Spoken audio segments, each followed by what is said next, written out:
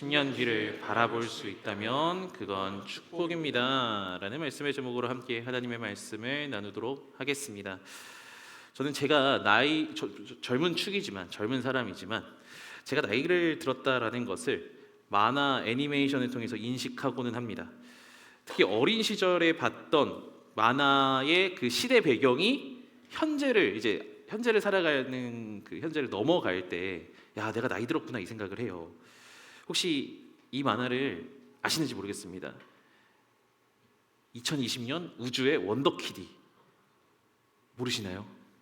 KBS에서 했던 만화인데 저는 2020년이 되면 저렇게 되는 줄 알았습니다. 아무 일도 일어나지 않더라고요. 뭐 외계인들이 막 침공을 하고 이런 미래를 그린 만화 중에서 지금도 찾아보는 만화가 하나 있는데요. 사이버 포뮬러라는 만화입니다. 이건 좀 아시네요. 남자들의 심금을 울렸던 레이싱 만화입니다. 주인공인 이 카자미 하야토라는 우리나라 네이밍으로는 강진우 아마 이렇게 나왔을 거예요. 레이스를 하면서 이렇게 진행되는 만화인데요. 지금 보면 좀 비현실적이긴 해요. 시속 700km를 막 주행을 합니다. 지금 그렇게 하면 뭐 난리 나겠죠. 그러다 뭐 AI와의 소통 뭐 이런 것들은 요 만화의 90년대 초반에 그런 걸 다루는 걸 보면서 야, 정말 인간의 상상력 재밌다 이런 생각을 해보는데, 어쨌든 이 주인공은요 제로의 영역이라는 능력을 얻습니다. 레이스를 하면서 이게 뭐냐면 이 영역에 들어가면 주행 중에 막 주행을 하다가 바로 앞에 일어날 사건들이 갑자기 이렇게 환상처럼 싹 나타나요. 그러면 이 주인공이 그거를 대응을 하는 거예요. 거기에 처음에는 이게 뭔지 몰라서 혼란스러워합니다. 여타 다른 만화처럼 처음 이 능력을 발견했을 때는 어려움을 겪지만 점차 자유자재로 이 능력을 쓰게 됩니다. 평소와 같은 레이싱 코스였지만 다르게 보이는 것, 색다르게 보이고 낯선 그 경험들을 자신의 것으로 만들면서 이제 손쉽게 우승하고 세계 최고의 레이서가 되는 그 여정을 다루고 있죠. 나중에 보니까요 이 주인공이 바뀌어요. 이 주인공 첫 번째 주인공이 너무 이제 초월을 한 거예요. 성적을 초월한 나머지 나중에 성적에 연연하지 않고 여유 있게 내가 이 영역을 자유자재로 쓸 수 있으니까 우승 못해도 괜찮아. 약간 이런 마인드로 전환되는 것도 보게 됩니다. 저는 늘 이 만화를 보면서 이런 생각을 해봅니다. 어찌 보면 우리는 인생이라는 도로를 달리고 있는데 앞으로 일어날 일에 대해서 알고 있다면 그건 얼마나 큰 축복일까라는 생각을 하게 돼요. 여러분들이 앞으로 이제 뭐 내일 모레 멀리는 뭐 1년 뒤에 어떤 일들이 벌어질 것이다라는 것을 미리 알게 된다면 어떨 것 같으세요? 저는 너무 부러울 것 같아요. 대응할 수 있잖아요. 그런데 성경에서 말하는 축복은 어떤 이런 미래를 맞추고 미래를 먼저 보여준 다음에 그 미래대로 가는 것, 그것이 아니라 지금 현실 속에서 하나님이 함께 하시는 것을 보는 눈이더라고요. 그 눈이 열리면 10년 뒤를 소망할 여유가 생기게 됩니다. 오늘 그 모습을 본문에 나오는 엘리사를 통해서 함께 살펴보기를 소망합니다. 북이스라엘 시대, 분열 왕국 시대, 북이스라엘 시대에 활동하던 선지자 엘리사는 하나님의 사람으로 하나님께서 그 시대에 북이스라엘을 향해서 하나님의 그 회개하라는 말씀을 선포하던 선지자였습니다. 당시 이 시대에 북이스라엘과 아람의 대치가 있었는데요. 이 아람 민족의 왕은 이스라엘과 전쟁을 하는데 자꾸 요상한 일들이 벌어지는 것을 보게 됩니다. 부하들과 전략 회의를 하고 진을 쳐서 공격을 하는데 그때마다 자신들의 전략이 노출되는 거예요. 그리고 일일이 다 막히는 거죠. 무슨 일인가 싶어서 알아보니까 이스라엘에 있는 하나님의 사람이 이스라엘 왕에게 이 전략을 알려줘 방비를 하게 한다는 것을 듣게 됩니다. 이 하나님의 사람을 잡아야 된다. 결국 도단에 있는 엘리사를 잡기 위해서 군대를 밤에 한밤중에 보내게 돼요. 그 규모가 정확하게 어떻다 몇 명이다 이렇게 나오진 않지만 규모를 잡을 수 있는 힌트들이 있습니다. 본문 14절인데요. 같이 한번 읽습니다. 시작. 왕이 이에 말과 병거와 많은 군사를 보내매 그들이 밤에 가서 그 성읍을 에워쌌더라. 엘리사가 머물던 도단은 야산 위에 세워진 성읍이었습니다. 그러니까 이 도단을 그냥 동산 에워싸듯이 그냥 에워싸는 게 아니었어요. 빈틈없이 에워싸기 위해서 뭐 1, 20명 정도는 안 됐겠죠. 많은 군사라고 되어 있는데요. 히브리어 원어로 보면 숫자 규모보다는 강력한 군대라는 표현이 더 적절합니다. 그러니까 이 엘리사를 잡기 위해서 병거, 그러니까 한 명을 잡기 위해서 최정의 공수부대 투입이 된 겁니다. 거기에 최고의 무기들도 다 에워싼 상황인 거예요. 이런 상황에서 엘리사를 보좌하던 어린 사환, 보좌하던 이 어린 사환이 아침에 일찍 일어나서 기지개를 켜면서 아마 성 밖을 봤을 겁니다. 평소와 같은 어떤 자연이 펼쳐진 그런 풍경이 아니라 빽빽하게 쌓인 군대를 보게 된 것이죠. 너무 놀란 나머지 그의 첫 반응은 이렇습니다. 읽습니다. 시작. 그의 사환이 엘리사에게 말하되 내 주여 우리가 어찌하리이까 하니 큰일 났다. 끝났다. 이런 감정에서 나온 탄식인 거예요. 내 주여 우리가 어떻게 해야 되겠습니까? 이거 어떻게 해요? 큰일 났어요. 사안에게 지금 처한 현실은 너무나 끔찍한 상황인 거죠. 단순히 그에게 이 현실은요, 잠깐 이거 해결하면 되는 문제야, 이 수준이 아닙니다. 내 생존이 달린, 나를 잡아먹는 재앙인 것입니다. 이 아람의 군대를 우리에게 익숙한 현실이라는 단어로 바꿔보면 여러분 어떠실 것 같으세요? 그럼 너무나 잘 와닿을 겁니다. 아침에 하루를 시작하면서 우리는 무수히 많은 일들을 마주하게 됩니다. 하나씩 해결하면 될 것 같지만, 그렇게 생각을 하지만 그것들이 겹겹이 쌓이기 시작하면 문제가 발생하죠. 언제까지 이것을 해치워야 하는지 기약 없는 싸움을 하는 것 같은 느낌에 빠져버릴 때가 있습니다. 그게 누군가에게는 진로, 내 미래의 진로라는 영역이 될 수도 있고요. 누군가에게는 재정이라는 현실이 될 수도 있습니다. 또 누군가에게는 관계라는 영역도 될 수 있고요. 각자에게 마치 아람 군대와 같은 현실이 마주하고 있음을 우리는 발견할 수 있죠. 그러다 보니까 인생이 마치 서바이벌 생존 게임처럼 다가오는 겁니다. 이것을 빨리 해결해 가야, 이렇게 쌓여 있는 것들, 지금 나를 에워싸고 있는 이 현실을 헤쳐 나가야 내가 생존할 수 있을 것 같아. 그래서 우리 이런 얘기 많이 하잖아요. 진짜 죽을 것 같아. 힘들어. 현실 앞에서. 그래서 때로는 아침을 마주하는 게 두렵고 지칠 때도 있어요. 사환이 아침에 일어나 성 밖을 바라보며 겪었던 그 감정, 어떻게 해야 됩니까? 큰일 났습니다. 끝장난 것 같은데 어떻게 해야 되죠? 아람의 군대와 같은 현실 앞에서 우리가 할 수 있는 것은 과연 무엇이 있겠습니까? 한 교회에서 교인들에게 기도 카드를 받는 기도팀을 만들면서 이제 그 기도팀 사역을 위해 기도 카드를 받았다고 합니다. 이런 기도 제목들이 올라왔다고 해요. 너무 공감되는 기도 제목이었어요. 어린아이 셋을 둔 엄마로서 내가 하는 일이 중요하다고 느낄 수 있도록 기도해 주세요. 내가 하는 일을 좀 더 즐겁게 수행하고 그것이 보람 있는 일임을 느낄 수 있도록 기도해 주시기 바랍니다. 고객들, 특히 불평이 많은 사람들이 좀 더 즐거운 태도로 대할 수 있게 도와주세요. 이번에 나오는 교육청 감사를 무사히 받을 수 있도록, 그리고 지나친 스트레스를 받지 않도록 기도해 주세요. 여러분, 이 성도님들이 내놓은 기도 제목은 지금 내 눈앞에 펼쳐진 현실, 이들에게 있어서는 아람 군대와 같은 현실이에요. 그런데 놀랍게도 기도 제목을 내놓은 것만으로도 간증이 나오기 시작했답니다. 이 기도 제목을 써서 내는 것만으로 나의 일을 보는 눈이 완전히 변했습니다 라고 간증들이 이 교회에서 쏟아져 나오기 시작했대요. 기도 카드를 작성하고 내기 전까지는 자신에게 처한 이 현실을 놓고 기도하는 것이 그냥 기도해야 되는 영역인지 몰랐다라는 거예요. 기도하지 않았다는 겁니다. 과거에는 어려운 결정, 거북한 동료, 마감의 스트레스 등 지금 당장 내가 해결해야 하는 현실을 중요한 기도 제목으로 떠올리지 못했던 겁니다. 그런데 기도 카드를 내면서 이것이 기도해야 되는 것이구나, 이 영역에서도 하나님 함께 하시는 것이구나, 이 믿음이 생겼다라는 거죠. 그것이 해결되고 안 되고가 그들에게 중요한 것이 아니었습니다. 하나님께 맡기는 것이 중요하구나. 무엇이 변한 겁니까? 현실에 압도되었었는데 이 영역도 하나님께서 일하시는구나. 그렇습니다. 현실이 크면요, 우리에게 현실이 크게 다가오면 여러분, 신앙이 사라진다? 그렇지 않더라고요. 대신에 현실이 내 삶의 전부가 되어버리면서 하나님의 자리, 신앙의 자리를 침범하기 시작해요. 자꾸 밀어내요.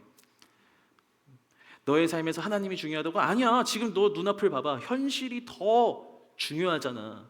더 커 보이잖아.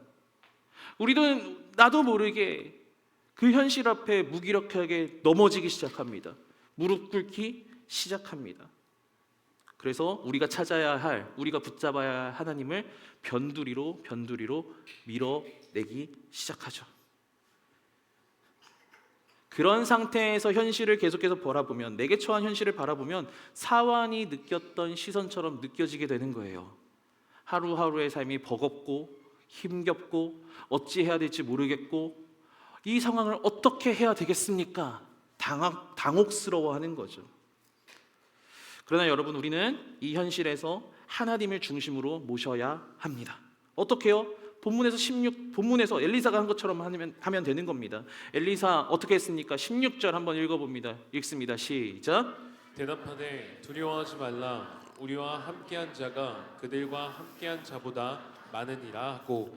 엘리사가 담대하게 말하는 거예요. 두려워하지 말아라. 두려워하지 말아라. 그냥 말로만 이렇게 두려워하지 마라 이렇게 얘기한 걸까요? 이런 상황 앞에서 엘리사는 어떻게 이렇게 평온할 수 있었을까? 여러분, 이게 그냥 성경의 이야기라고 생각하면서 그냥 넘어가면은 그저 그렇겠지만, 여러분이 엘리사와 같은 상황이라고 생각해 보세요. 한번. 나를 잡으려고 정말 저기에 공수부대, 저는 군대를, 북한을 침투하는 특수부대 HID 부대를 갔다 왔습니다. 저는 그렇게 대입을 하니까요 너무 와닿아요. 그 아저씨들 되게 무섭거든요. 저보다 어린 친구들이었는데도 40kg 군장을 메고 설악산에 뛰어다니던 아저씨들이에요. 그 아저씨들이 나 하나 잡겠다고 따라온다? 너무 무서울 것 같아요. 현실이 우리에게 그렇게 다가오죠. 그런데 엘리사는 어떻게 평온할 수 있었느냐? 엘리사가 지나친 낙관주의자였기 때문에 그럴까요? 모든 게 잘 될 거야. 모든 게 다 해피엔딩으로 끝날 거야. 이런 생각을 품었기 때문에 그럴까요? 낙관주의는 오히려 우리 삶에 있어 독이라는 것을 잘 알려주는 일화가 있습니다. 여러분 한 번씩은 들어보셨을 겁니다. 스톡데일 패러독스라는 용어가 있죠. 베트남 전쟁 때 포로로 잡힌 미군 장교 스톡데일, 제임스 스톡데일. 그는 8년간 베트남에서 포로 생활을 겪게 됩니다. 8년입니다. 8년. 그 포로 생활을 하면서 많은 포로들은 죽었지만 스톡데일만큼은 살아남았다라는 거예요. 어떻게 이 8년 동안 이 감옥에서 정말 극심한 고문과 여러 가지 어려움 속에서 이 상황들을 이겨낼 수 있었을까? 버텨낼 수 있었을까? 그가 얘기하는 것은 이겁니다. 그 상황들, 그 어려운 상황들을 이겨내지 못한 사람들은 낙관주의자라고 하는 거예요. 막연하게 크리스마스가 되면, 부활절이 되면 나가겠지, 이런 근거 없는 희망을 품는 사람들은 현실을 견디지 못하고 스스로 생을 마감했답니다. 그 감옥에 견디지 못한 거예요. 나가겠지. 근데 근거는 없어요. 그러니까 자기에게 찾아오는 이 현실이 이제는 더 이상 해결될 수 없을 것 같다라고 생각하는 마음에 그의 생을 쉽게 포기해버리는 거죠. 스톡데일은 냉혹한 현실을 냉정하게 직시하면서도 결국 이 상황을 극복할 것이라는 현실 인식과 희망을 동시에 유지했다. 이것이 스톡데일의 어떤 역설이다. 그래서 스톡데일 패러독스라는 용어가 생겨나게 되었습니다. 이 일화가 말하는 것이 무엇이겠습니까? 막연한 긍정주의, 낙관주의가 아니라 현실을 받아들이고 인정하는 것부터 시작하는 거예요. 그리스도인들이 하나님 앞에 소망을 품는다라는 거, 이 상황을 하나님께서 해결해 주실 거야, 이것은 그냥 단순히 우리가 생각하는 낙관주의가 아닙니다. 이것은 오히려 우리에게 독이 될 때가 있습니다. 지난 월요일에 저희 목사님과 함께 포포팀 윈도우 차세대 지도자 모임에 같이 가게 되었습니다. 점심 식사를 하는데 청소년, 청년 사역하시는 목사님들과 동석을 하게 되었어요. 한창 이제 캠프 사역하시고 말씀 전하시고 청년들 만나시는, 청소년 만나시는 목사님들과. 그런데 한결같이 이런 말씀을 하시는 거예요. 요즘 청년들 예수를 너무 쉽게 믿으려고 합니다. 이런 얘기를 하시는 거예요. 분개하시는 거예요. 예수 믿으면 뭐든지 잘 된다라는 어떤 기복적인 생각이 쫙 깔려 있다라는 거죠.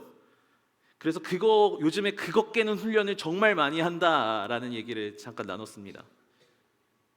이거 안 깨면 혼자 실망하고 절망한다라는 거예요. 우리 하나님은 그런 분 아니신데 자기 혼자 하나님 믿으면 뭔가 잘 될 거야, 잘 될 거야, 뭔가 내 삶이 풀릴 거야, 막연하게 그렇게 생각합니다. 내가 원하는 바만 이뤄주는 램프, 지니 램프처럼 그렇게 생각을 합니다. 그런데 자기 뜻대로 되지 않고 자기가 생각했던 결과들이 나오지 않으면 혼자 실망하는 거죠. 혼자 토라지는 거죠. 그리고 떠난다라는 거예요. 우리는 안 그런가요? 만약 엘리사가 단순한 낙관주의자 신앙인이라면 이러지 않았을까 싶어요. 하나님, 이게 뭡니까? 대체 눈앞에서 저 군대라는 현실, 대체 이게 뭡니까? 그러나 엘리사는 낙관주의자가 아니었습니다. 그는요, 현실주의자도 아니에요. 하나님주의자예요. 그의 눈에도 아람의 군대라는 현실이 보였어요. 그러나 그는 아람의 군대라는 현실만 본 게 아닙니다. 그와 함께 하시는, 우리와 함께 하시는 하나님을 바라봤습니다. 현실을 바라보며 현실보다 더 크게 일하시는 하나님의 임재와 개입을 바라본 거죠. 그러니까 침착하고 여유 있게 현실에 압도당한 이들을 안심시키는 겁니다. 믿음은 현실을 무시하는 게 아니더라고요. 현실을 해석하는 기준을 바꾸는 겁니다. 현실에 압도당하여 그 믿음이 작동하지 않는 사환이지만 엘리사는 그 안에서 하나님이 함께 하심을 받습니다. 그러니 이제 앞으로 하나님께서 어떤 일을 행하실지 기대가 되고 소망이 되는 거예요. 안심이 되는 거예요. 그러니까 옆에서 두려워 떨고 있는 사환에게 두려워하지 말라라고 얘기할 수 있는 거죠. 여러분, 이게 은혜 아닙니까?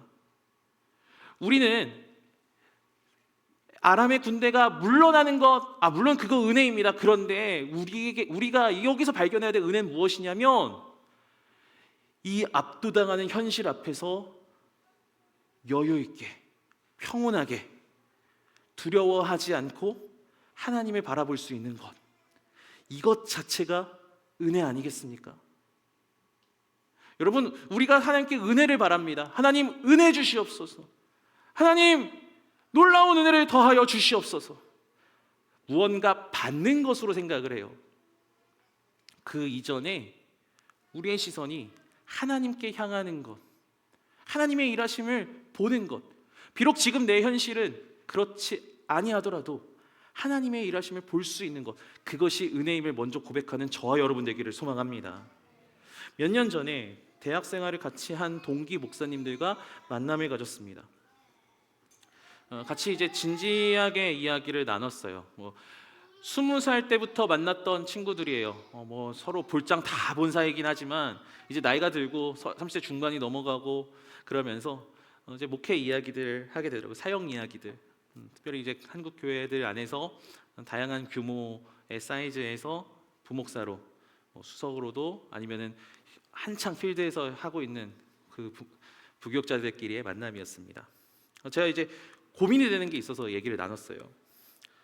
나는 우리 교회가 하고 있는 이 사역들, 지금 우리가 교회가 해나가고 있는 이 목회 방향이 앞으로 10년 뒤에 어떤 기대와 어떤 모습으로 나타날지 나는 판단이 서지 않아서 때로는 이게 고민이 될 때가 있어. 어떻게 하면 이것들을 잘 녹여낼 수 있을까? 교회의 비전과 이 사역들이 잘 비전을 있을까? 이게 고민이 된다. 야, 이렇게 사역을 한다는 거, 사역 프로그램 돌릴 수 있겠지만 이런 걸 고민하는 건 참 쉬운 게 아닌 것 같다. 이런 얘기를 막 했어요. 그러면서 담임 목사님들은 얼마나 힘들까 이런 생각도 하게 된다. 이런 얘기를 했습니다. 여러분, 저 별로 부교육자들 안 좋아하는 사람이에요. 담임 목사님 편 많이 든다고. 근데 자꾸 이제 사역을 하다 보면 담임 목사님들이 메인 리더들이 갖게 되는 그 고민들을 이제 알게 되더라고요. 제가 그런 얘기들을 막 했습니다.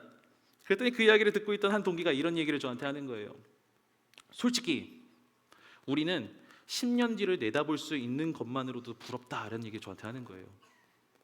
우리는 지금 당장 눈앞에 펼쳐져 있는 것들을 해치우는 것만으로도 너무 급급해. 담임 목사님이 하시는 목회 고민, 우리도 하고 싶은데 지금 현실을 처리하느라 그것만으로도 우리한테 너무 버거워.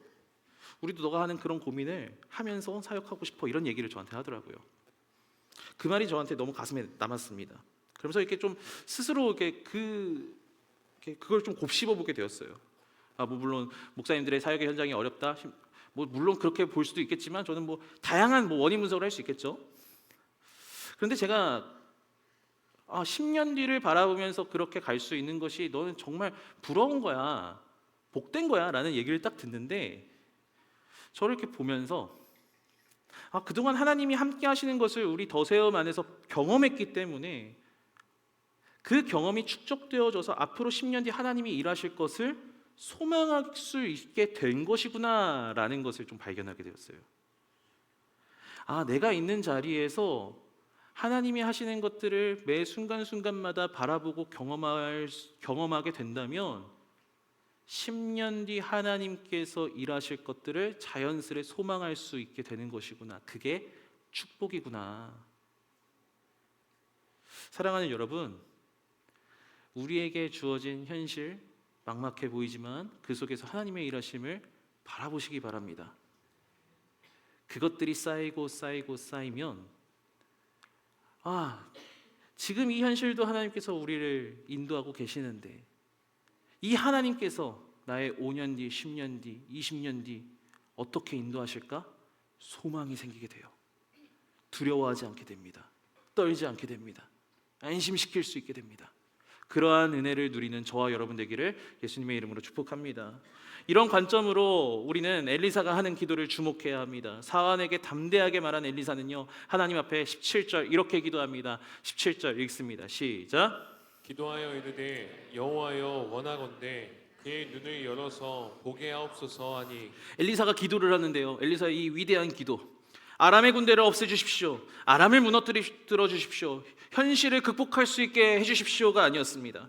하나님, 믿음의 눈이 열리게 하여 주시옵소서.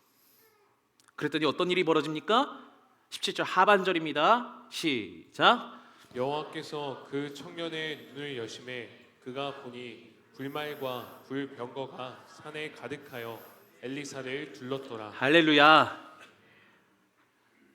하나님께서 믿음의 눈을 열어달라고 한 그 엘리사의 기도를 들으시고 사환의 눈을 여십니다.